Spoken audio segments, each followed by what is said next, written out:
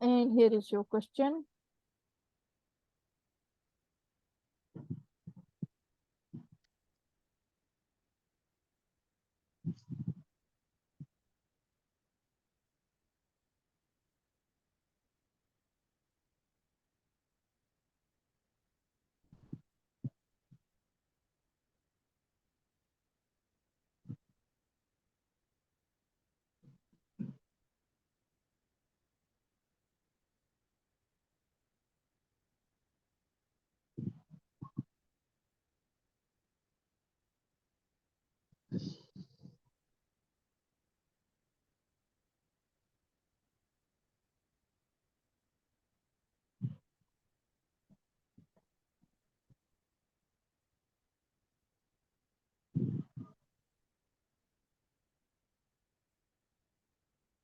Right. So if you have read and understood, considering it critical care scenario, please tell me how would you manage this patient now?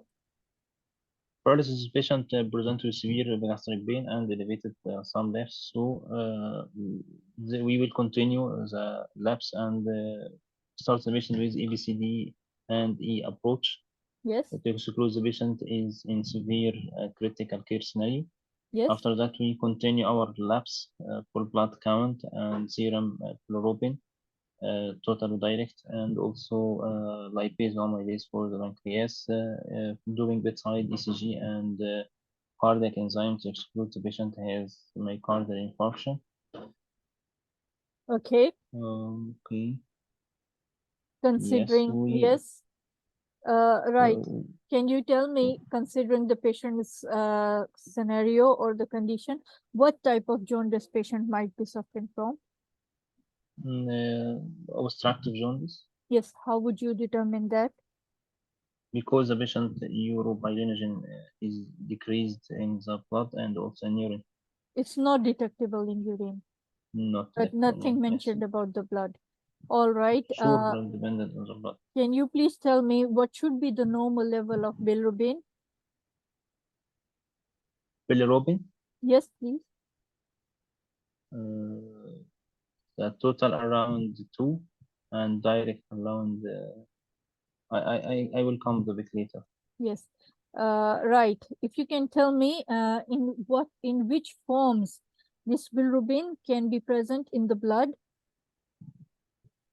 Bilirubin is unconjugated form attached to the in this scenario. No, not in the scenario, in the blood. Yes. Yes, the in both bilirubin conjugated will and unconjugated. Okay. Yes, attached Can to you the albumin. explain the reason why urobilinogen may not be detectable in urine? What might be the reason behind it? Because the obstruction, when we have biliary obstruction, the conjugated bilirubin cannot reach the colon, and there we have form the urobilinogen, Yes. which can be oxygenated to stercobilinogen or after that stercobilin, or some of it absorbed to the blood and circulation, reaching the renal and excreted to urine. So Yes. we have obstruction, the whole process will be stopped. All right. Can you tell me where bilirubin conjugates itself? In the liver hepatocytes. Yes. By attachment of glucuronic acid. Yes, very good. Can you tell me, since you said it's involving liver, what clotting or which clotting factors could be deranged or can be affected? When we have problems with the bilirubin, the fat soluble vitamins like vitamin K is disrupted. So the factor dependent on this vitamin K, factor 1, factor 2, factor 7, factor 9 is distorted also, causing clotting problem in Yes, the cascade. and leading to increased prothrombin time. Increase. Okay. Yes. Yes. Can you comment on the labs which patient is showing the LFTs? The patient has raised ALT and ST. Yes. Why? In which condition? Yes, it gets raised. If the patient has hepatic affection like hepatitis, whatever the cause, whatever the cause of the hepatitis, and also due to disruption of the hepatic arrangement. How would you, okay, can you tell me about the intrahepatic circulation? Intrahepatic circulation. Yes, intrahepatic. We have enterohepatic. Yes, intrahepatic. Yes, we have after excretion of conjugated bilirubin to the colon, some of this 90% or 95% is reabsorbed again to liver. Yes.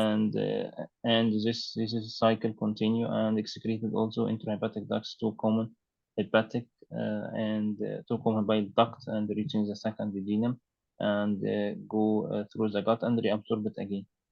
Okay, can you tell me what are the bile salts? Regarding bile salts, we have sodium gluconyl cholate and sodium taurocholate or taurocholate acid. Chlorine or glycine. Yes. What are these? What are their primary action? What do Yes, they do? these have the main action is the aid in the absorption of the fat, emulsifications of fat. It has hypofolic ball and hydrophilic ball. They Yes. attach to the fat muscles, causing this absorption through the endothelium, preventing from these droplets to be increasing inside, causing the obstruction. So emulsification of fat and absorption of fat. Okay. Can you please tell me, since patient has deranged clotting factors, how would you manage the deranged clotting factors of the patient, or how can they be managed? The patient should we should give the patient vitamin K supplement, and also we can give fresh frozen plasma. If Yes. the patient has any emergency operation, we can arrange for him with hematologist consultation prothrombin complex concentrate. Okay. What is better to give, prothrombin complex concentrate or fresh frozen plasma? It's a better prothrombin complex concentrate because it Yes. has this clotting factors deranged in the patient, and also fresh frozen plasma may take a long time to act, from hours to days to see the action. Okay, can you name a few other causes or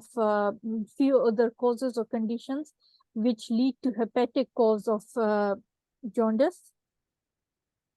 Yes, so hepatitis, autoimmune hepatitis, viral hepatitis, cirrhosis, primary biliary cirrhosis, and maybe hepatic cellular carcinoma, Yes.